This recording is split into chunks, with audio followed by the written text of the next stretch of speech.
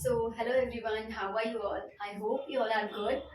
तो आज हम अपना न्यू फॉर्म स्टार्ट करेंगे, ठीक है। स्टार्ट करने से पहले अगर आप लोग मेरे चैनल पे पहली बार आ रहे हैं तो kindly do subscribe my channel. Okay, so हम 4 फॉर्म्स के बारे में अपनी पढ़ चुके हैं। Today we will start our new form joint stock company, ठीक है।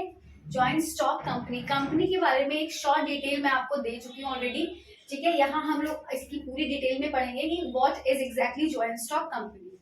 See, a company is an artificial person, ठीक है, have separate legal entity and perpetual succession and common seal, ठीक है।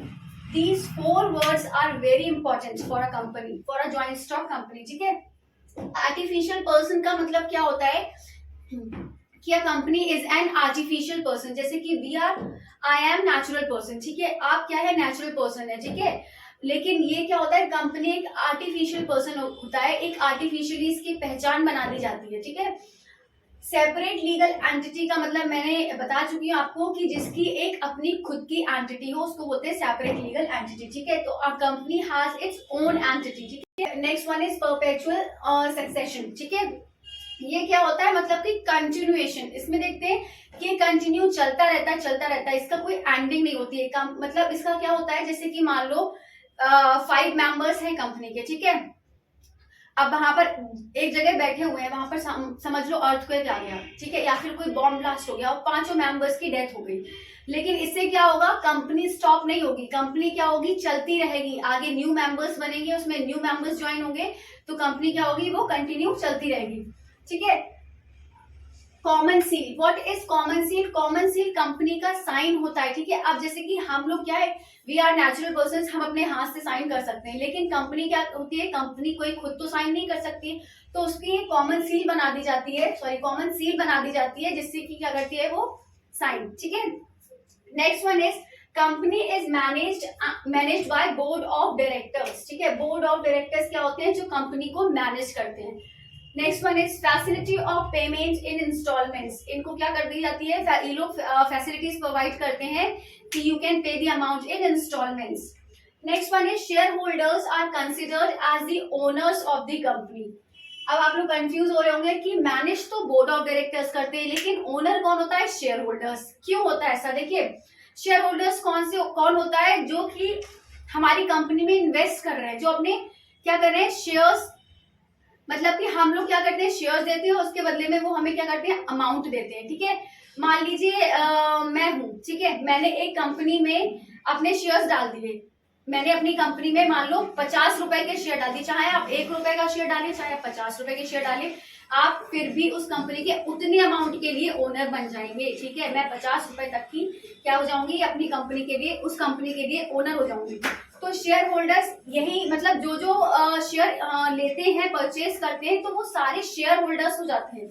तो उस कंपनी के मतलब बहुत सारे मालिक हैं, बहुत सारे ओनर्स हैं, और वो एक जगह नहीं होते हैं, अलग अलग प्लेसेस से, अलग अलग कंट्रीज से वो लोग क्या करते हैं, शेयर्स परचेज कर लेते हैं। तो वो कंपनी में आके उस चीजों को मैनेज तो नहीं कर सकते ना, वो कंपनी में सारे मेंबर्स नहीं आ सकते हैं, तो इसीलिए कंपनी को मैनेज कौन करता है, बोर्ड ऑफ डायरेक्टर्स, ठीक है। अब देखिए इसके कुछ फीचर्स हैं। First one is artificial power. Artificial power means कि ये लॉ के थ्रू बनाए जाते हैं, ठीक है। ये जो इनकी आर्टिफिशियली पावर है, किसने क्रिएट की है, created by law. Next one is separate legal entity. I already explain कि जिसकी खुद की पहचान होती है। बिजनेस की, कंपनी की क्या होती है, खुद की पहचान होती है, कंपनी एक खुद में मेंबर होता है, ठीक है। हालांकि नेचुरल नहीं होता है, आर्टिफिशियल होता है, इसीलिए इसकी सेपरेट एंटिटी होती है। अगर कोई रिस्क होगा तो क्या होगा, कंपनी खुद बेयर करेगी, उसके मेंबर्स नहीं, ठीक है। Next one already I explain perpetual succession, ठीक है, ये भी मैं एक्सप्लेन कर चुकी हूँ। मतलब कि क्या करते हैं, बिजनेस कंटिन्यू चलता रहता है, कभी भी कंपनी क्या होगी, एंड नहीं होगी, चाहे भले ही डेथ हो जाए, चाहे कुछ भी हो जाए, बट कंपनी एंड नहीं होगी। मान लो धीरू भाई अंबानी ने कंपनी बनाई थी, ठीक है, टाटा ने बनाई थी कंपनी। अब वो क्या होता है कि जब धीरू भाई अंबानी की मतलब अगर नहीं है तो क्या हो जाएगा, धीरू भाई अंबानी के बाद कौन चला रहा है, मुकेश अंबानी, फिर आगे जो भी हैं उनके, तो वो क्या होता है कि कंपनी कभी भी एंड नहीं होती है, ठीक है, चलती रहती है। Next one is common seal. Common seal भी मैं ऑलरेडी एक्सप्लेन कर चुकी हूँ, कंपनी का साइन होता है, उसको बोलते हैं common seal.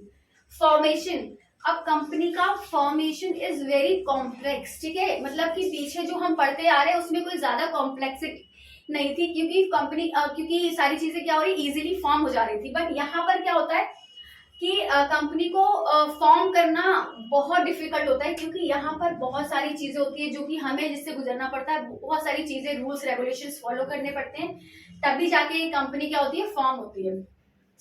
Next one is control. अब कंट्रोल कौन करता है, अभी बताया था मैंने, सारी चीजों को मैनेज कौन करता है, बोर्ड ऑफ डायरेक्टर्स, तो वही सारी चीजों को देखते हैं।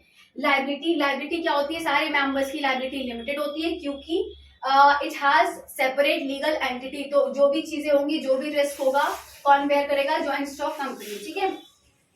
So we have done all features. Now see merits. Merits क्या है, first one is limited liability, already explain, ठीक है, लाइबिलिटी लिमिटेड होती है सारी मेंबर्स की। Transfer of interest, transfer of interest मतलब कि जैसे कि जो मेंबर्स, जो शेयर होल्डर शेयर्स परचेज करते हैं, वो कभी भी अपने शेयर्स को ले सकते हैं, ठीक है, मतलब दे सकते हैं, ठीक है।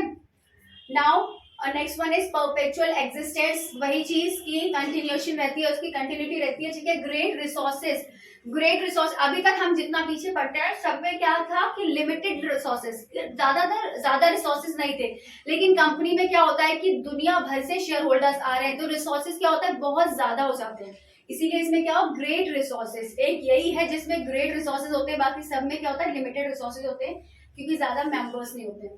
नेक्स्ट वन इज डीमेरिट्स और लिमिटेशन। देखिए डीमेरिट्स और लिमिटेशंस क्या होता है, कॉम्प्लेक्सिटी इन फॉर्मेशन, अभी जो चीज मैंने एक्सप्लेन करी है कि complexity in formation means form करने में बहुत ज्यादा कॉम्प्लेक्सिटी होती है, कॉम्प्लेक्स होती है बहुत सारी चीजें, ठीक है, जिसको हम इजिली फॉर्म नहीं कर सकते हैं।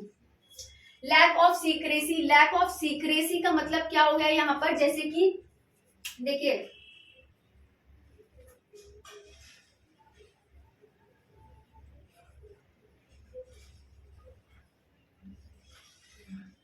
मान लीजिए मेरी एक कंपनी है, ठीक है, और उसमें बहुत सारा मुझे लॉस हो रहा है, फायदा नहीं हो रहा है, बहुत सारा क्या हो रहा है, लॉस हो रहा है, लेकिन मैंने ये चीज मतलब कि छुपा ली, बताया ही नहीं किसी को। अब जो यूजर्स है, जो हमारी इंफॉर्मेशन को यूज करेंगे, जो बैंकर्स हैं, ठीक है, जिससे हमने लोन लिया है, क्रेडिटर्स हैं, तो उन सबको अगर हम इन्फॉर्म नहीं करेंगे कि we are not in a good condition, तो क्या होगा, बहुत बड़ी प्रॉब्लम हो जाएगी। तो लैक ऑफ सीक्रेसी मतलब कि इसमें सारी चीजों को हम सीक्रेट नहीं रख सकते हैं, सारी चीजें हमें क्या करनी पड़ती है, बतानी पड़ती हैं। अगर हमने सीक्रेट रख लिया then it will not good for a company, ठीक है।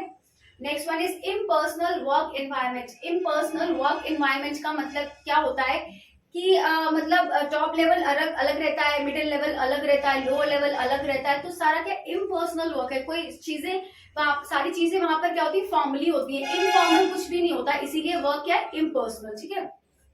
Next one is numeration, numerous regulations. Numerous regulations means बहुत सारे रूल्स रेगुलेशंस होते हैं जो कि क्या करते हैं, कंपनी को फॉलो करने पड़ते हैं।